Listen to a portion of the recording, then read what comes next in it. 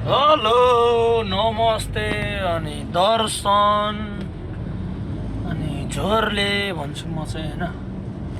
आज पनि छोरो लफङ्गो पाराले हिँडिरह। आज पनि लोड भएन गाडी, खाली नै भएन। लोड त के कुरा गर्ने, मोटर खाली भएन आजसम्म। 10 दिन 9 दिन भयो, 10 दिन भोलि पर्सि आइतबार मात्रै खाली हुन्छ होला। यस्तो छ पारा, साह्रै सुताइ खतरा भयो आज। हिजो कपाल पनि काटियो, दारी हल्का फल्का मिलाइयो। यस्तो छ, यस्तो के गर्ने हो। जेताको एकदम यो इन्डस्ट्री एरियामा धेरै वेटिङ बस्यो। राम्रो भयो भने कि नराम्रो भयो भने के हो, समस्या पार्यो। यस्तो चलिरह। घाम डुब्नु लाग्यो। आज अगाडि देखाउँ भनेको मेरो क्यामेरामा समस्या आइरहेछ।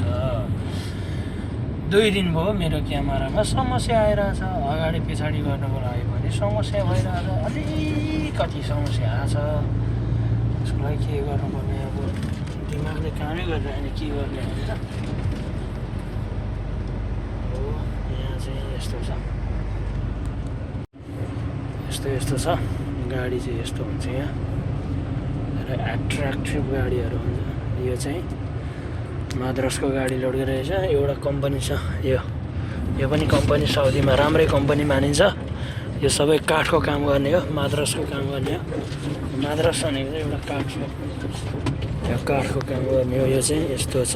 हामीले नि यहाँबाट लोड गरेका धेरैपल्ट, खाली गरेछ, लोड गरेका प्लाट के भन्छ यसलाई, प्लाइवुड भन्ने सामान बोक्छ। अनि कहिलेकाहीँ फलाम पनि बोक्नुपर्छ, लोड गर्नुपर्छ। यस्तो चाहिँ घाम डुब्ने अवस्था छ।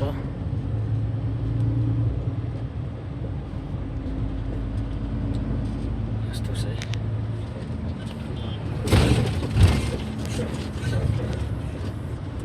गाह्रो छ। खाल्टोले गर्दाखेरि यहाँ गाडीलाई हल्का चेपेको, यो गाडीलाई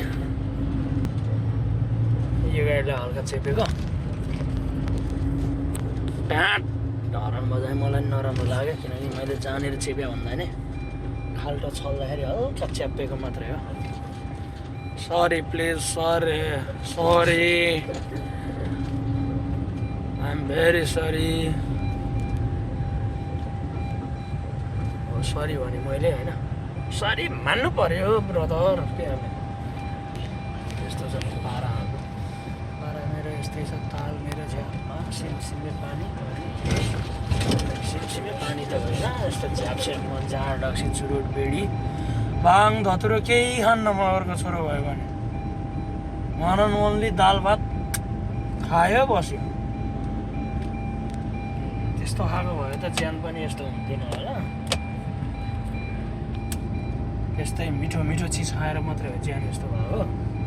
पहिला त मैले अलिअलि यस्तो अरूभन्दा नि धुम्रपान यस्तो अलिक नर्मलै धुम्रपान चाहिँ गर्थ्यो, सेवन गर्थ्यो। पिउने चाहिँ होइन, अलिअलि यस्तो खान्थ्यो। त्यही भएर त्यति बेला ज्यान मेरो एकदम लुते, एकदमै नराम्रो, एकदमै अनकन्डिसनल टाइपको थियो। तर अहिले चाहिँ धेरै भयो, मैले 5-6 वर्ष भयो त्यस्तोहरू खान्न। अहिले म एकदमै राइट छ जस्तो लाग्छ त्यस्तोहरू नखाएर। अरूले खान्छ भने पनि नखाइदिनु होला भन्न चाहन्छु म चाहिँ। यस्तो चुरोटहरू भयो, अब चटक्कै छोड्नु त सक्दैन, यसलाई मिलाएर अलिअलि यताउति गरेर छोड्न सकिन्छ। सकेसम्म नपिउदिनु, नखाँदा राम्रो, नपिउनु होला।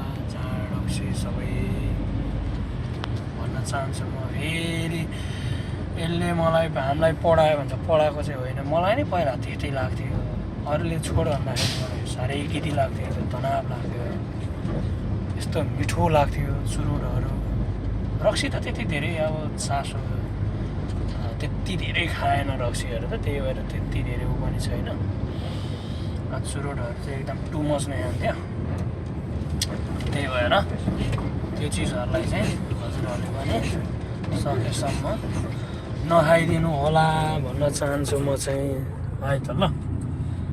यो सजेसन भए पनि भाइहरूले पढाएको भए पनि जेसुकै भए पनि सकेसम्म फ्रुट रक्सीहरू यस्तो चिजहरू कहिले कहिले ग्यादरिङमा कहिले काहीँ फ्यामिली ग्यादरिङमा खानु भने अलग कुरा हो, सकेसम्म नखाँदा राम्रो है त गाइसहरू है त। यसले राम्रो आफूलाई मात्र होइन कि आफ्नो साथीभाइ घर फ्यामिली सिरिपै कसैले पनि राम्रो गर्दैन रहेछ भन्ने चाहिँ मलाई लाग्यो। यो चाहिँ यतै चाहिँ म यो मिनाको एउटा पेट्रोल पम्पमा यस्तो पाइप लोड गरेर चाहिँ यसले हाम्रो पनि पहिला यो पाइप बोक्थ्यो मर्ने गरी हामीले कन्टेनर बोक्न थाले त्यही भएर